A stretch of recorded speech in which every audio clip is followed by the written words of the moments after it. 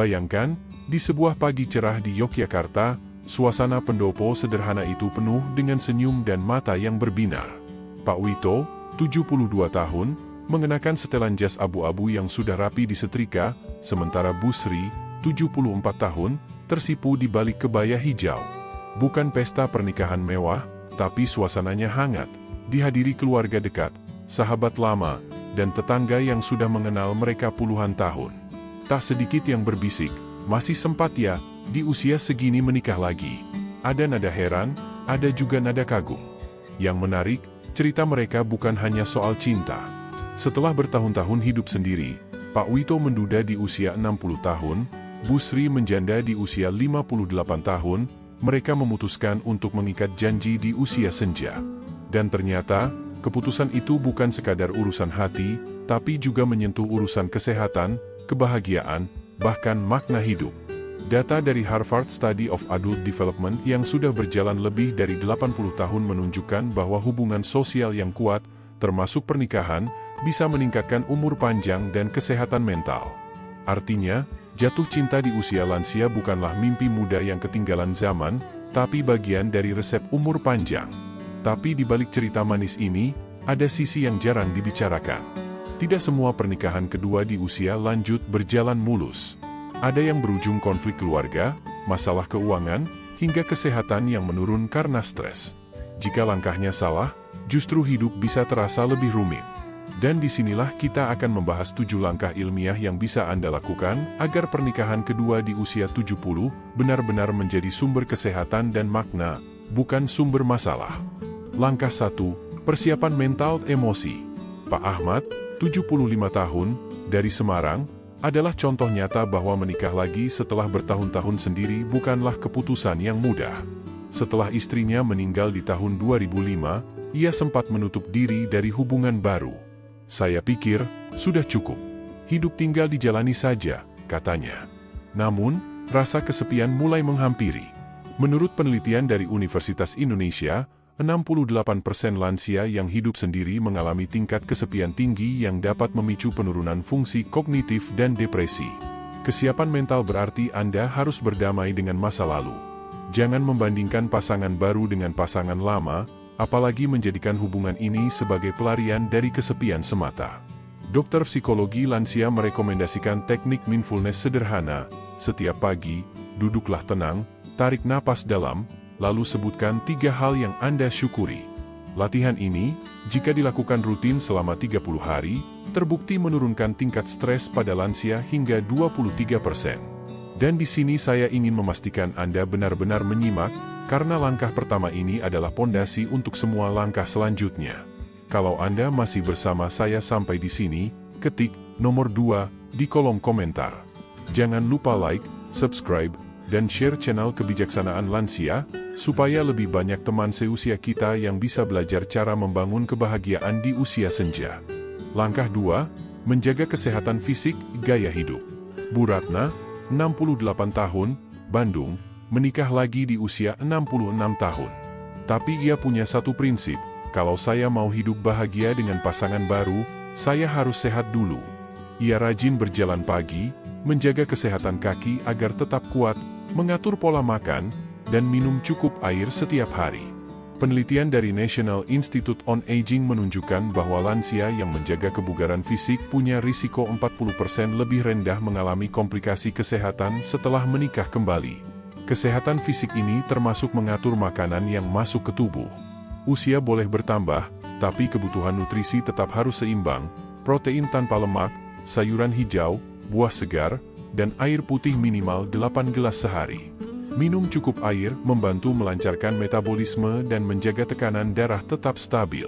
Pemeriksaan rutin ke dokter juga wajib, setidaknya 2 kali setahun, untuk memantau kesehatan jantung, gula darah, dan tulang. Langkah 3, keuangan, menghindari konflik yang tak perlu.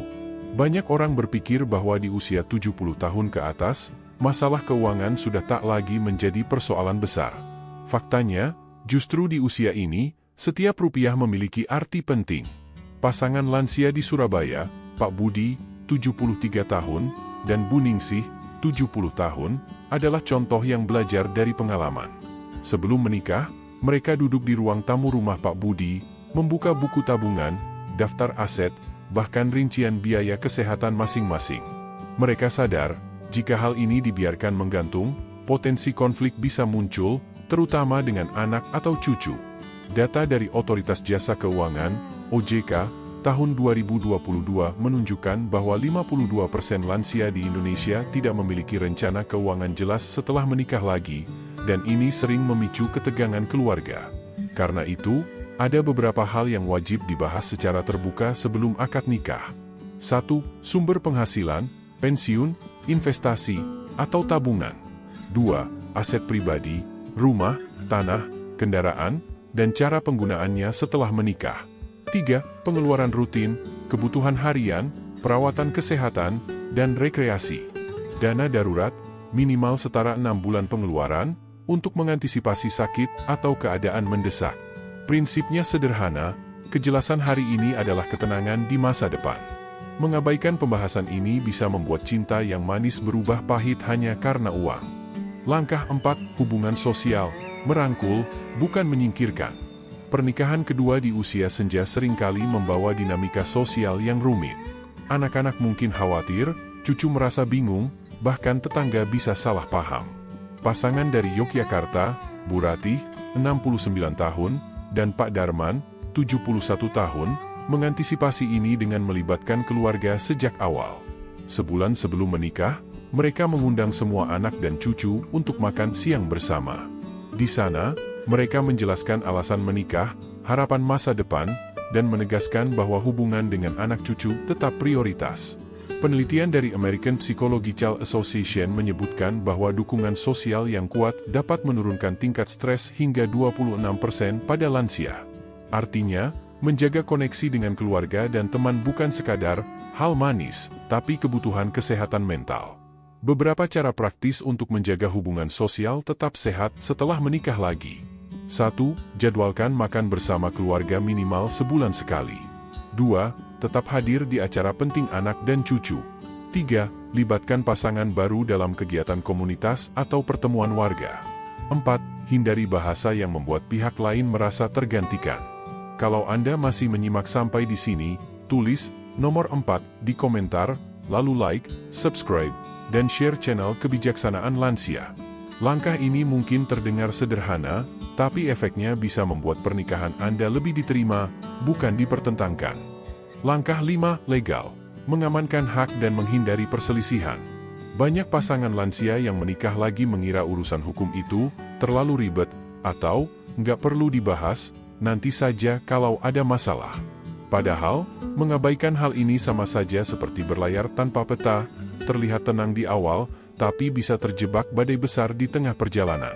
Contohnya dialami oleh Pak Ahmad, 74 tahun, di Bandung. Setelah 2 tahun menikah lagi, beliau tiba-tiba sakit keras dan harus dirawat. Anak-anak dari pernikahan pertamanya dan istri barunya terlibat perdebatan panjang soal siapa yang berhak mengambil keputusan medis, hingga pengurusan biaya menjadi kacau.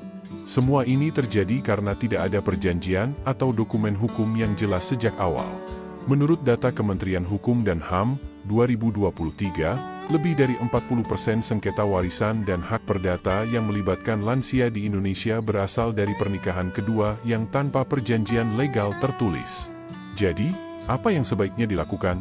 1. Konsultasi ke notaris atau pengacara. Bahas soal perjanjian pranikah, prenuptial agreement, untuk mengatur pembagian aset sebelum menikah. Atur perjanjian pasca nikah, postnuptial agreement, jika sudah menikah tapi belum ada kesepakatan. 2. Wasiat tertulis, dokumen warisan. Menentukan siapa yang akan menerima aset tertentu. Memastikan anak-anak, cucu, dan pasangan baru punya hak yang jelas. 3. Hak medis perawatan. Buat surat kuasa atau dokumen persetujuan medis, agar jika terjadi keadaan darurat, orang yang Anda tunjuk bisa bertindak tanpa hambatan hukum. 4. Dokumen identitas status perkawinan. Pastikan KTP, KK, dan akta nikah sudah diperbarui untuk menghindari masalah administratif. Mengurus hal-hal legal ini memang membutuhkan waktu dan biaya, tapi manfaatnya luar biasa. Menjaga keharmonisan keluarga karena semua hak dan kewajiban jelas. Melindungi pasangan baru dari potensi tuduhan atau klaim yang tidak adil. Mencegah stres akibat perebutan aset atau keputusan medis di masa sulit. Seperti kata pepatah hukum, dokumen yang baik adalah penjaga damai yang paling murah. Jika Anda benar-benar ingin pernikahan kedua menjadi sumber kebahagiaan, maka legalitas bukanlah pilihan, ini wajib. Langkah 6, spiritual, menemukan makna ketenangan dalam pernikahan kedua. Pernikahan di usia 70 tahun ke atas seringkali bukan lagi sekadar soal gairah atau kebersamaan fisik, tapi soal makna hidup. Setelah melewati puluhan tahun pengalaman, kehilangan pasangan, atau hidup sendiri, banyak lansia yang menemukan bahwa cinta di usia senja bisa menjadi jembatan menuju ketenangan batin, jika dijalani dengan fondasi spiritual yang kuat. Contoh nyata datang dari Ibu Ratna, 72 tahun, di Yogyakarta. Setelah 8 tahun hidup sendiri karena ditinggal suaminya, beliau memutuskan menikah lagi. Bukan untuk mengganti yang lama, tapi karena ingin punya teman beribadah, teman berbagi doa, dan teman berbicara tentang harapan hidup. Beliau bercerita, "Sekarang, setiap subuh kami sholat berjamaah di rumah. Rasanya hidup ini cukup, tenang, dan penuh syukur." Mengapa aspek spiritual penting?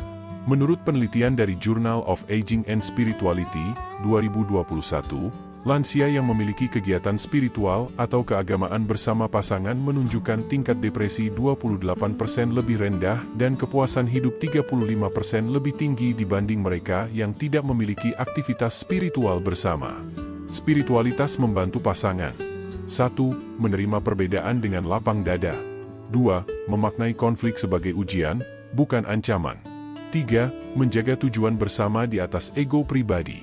Langkah praktis menguatkan spiritualitas dalam pernikahan kedua. 1. Tetapkan misi hidup bersama. Bukan hanya hidup berdua, tapi menguatkan satu sama lain untuk menjadi pribadi yang lebih baik di hadapan Tuhan. 2. Bangun rutinitas ibadah atau perenungan bersama. Bisa berupa doa malam, membaca kitab suci, atau bahkan meditasi. Aktivitas sederhana ini memberi rasa keterikatan emosional yang mendalam. 3. Aktif di komunitas keagamaan atau sosial. Mengikuti kajian, misa, arisan sosial, atau kegiatan amal bersama.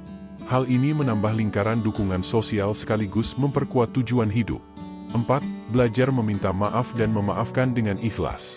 Spiritualitas mengajarkan bahwa hidup terlalu singkat untuk menyimpan dendam. Di usia lansia, kesehatan hati sama pentingnya dengan kesehatan tubuh. 5. Syukuri kehadiran pasangan setiap hari. Ucapkan terima kasih sekecil apapun kebaikannya. Studi Harvard, 2022, menyebutkan bahwa kebiasaan mengungkapkan rasa syukur pada pasangan berhubungan langsung dengan penurunan stres harian. Banyak orang lupa bahwa cinta di usia senja tanpa spiritualitas ibarat rumah indah tanpa pondasi, mudah goyah saat badai datang. Dengan menguatkan hubungan batin, pernikahan kedua bukan hanya menjadi tempat singgah, tapi juga tangga menuju hidup yang lebih bermakna, sehat, dan membahagiakan. Langkah 7, komunikasi. Menjaga keharmonisan, menghindari konflik di pernikahan kedua lansia.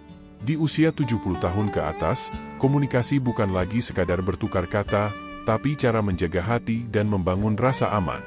Banyak pernikahan kedua lansia gagal bukan karena masalah besar, tapi karena salah paham kecil yang dibiarkan. Hal ini bisa diperburuk jika masing-masing membawa cara bicara lama dari pernikahan sebelumnya. Contoh nyata datang dari Pak Budi, 74 tahun, di Surabaya yang menikah lagi setelah 12 tahun menduda. Awalnya, ia dan istrinya sering berselisih hanya karena perbedaan nada suara saat membicarakan uang belanja. Ternyata saya terbiasa bicara tegas sejak muda, tapi istri saya menganggap itu marah, ujarnya. Setelah mengikuti pelatihan komunikasi lansia di puskesmas setempat, mereka mulai menggunakan nada lebih lembut, kontak mata, dan mengulang inti pembicaraan untuk memastikan pesan tidak salah tangkap. Mengapa komunikasi efektif penting di usia lansia? Penelitian dari National Institute on Aging, 2020, menemukan bahwa pasangan lansia yang memiliki kebiasaan mendengar aktif dan memberi umpan balik positif mengalami risiko konflik rumah tangga 40% lebih rendah, kepuasan emosional 32% lebih tinggi, tekanan darah lebih stabil karena stres berkurang. Teknik komunikasi efektif untuk pernikahan kedua lansia. 1. Gunakan aturan 3 detik sebelum menjawab. Diam sejenak sebelum merespons. Ini memberi waktu untuk menenangkan emosi dan memilih kata yang tepat. 2. Fokus pada perasaan, bukan tuduhan. Ganti "kamu selalu" dengan "saya merasa".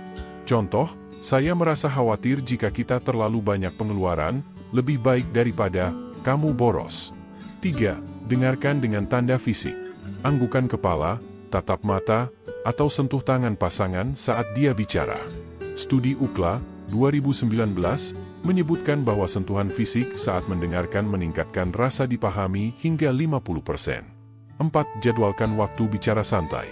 Pilih waktu yang rileks, misalnya setelah minum teh sore.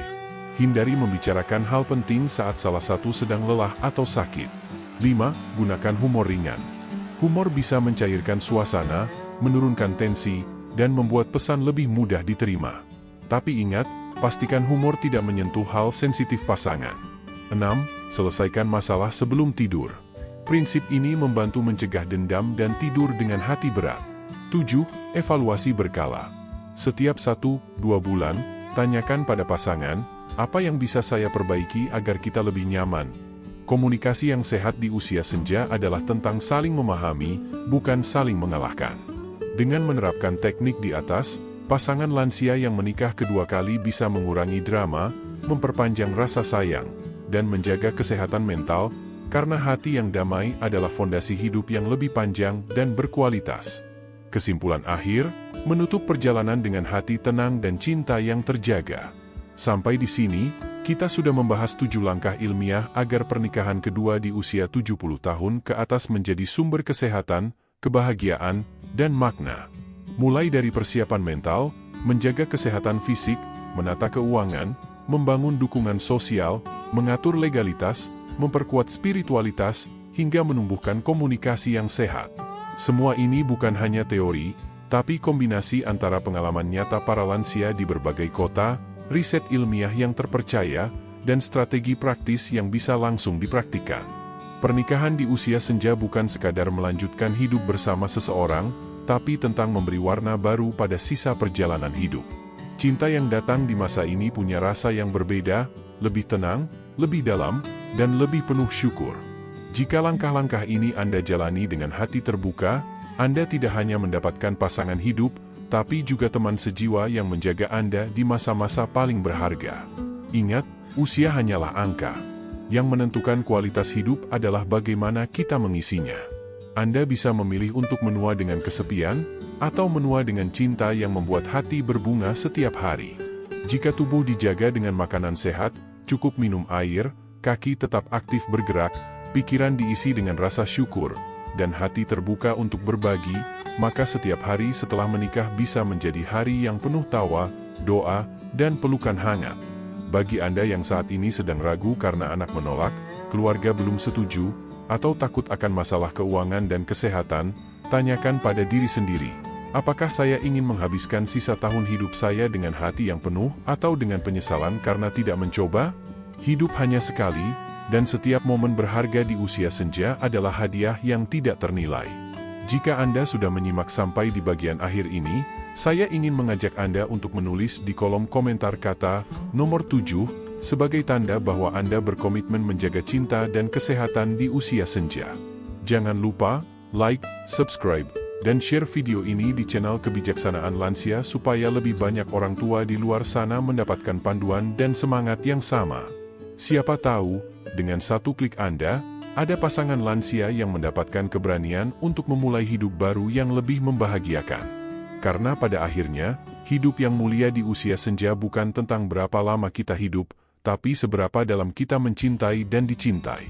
Terima kasih sudah menonton video ini sampai akhir dan sampai jumpa kembali di video selanjutnya.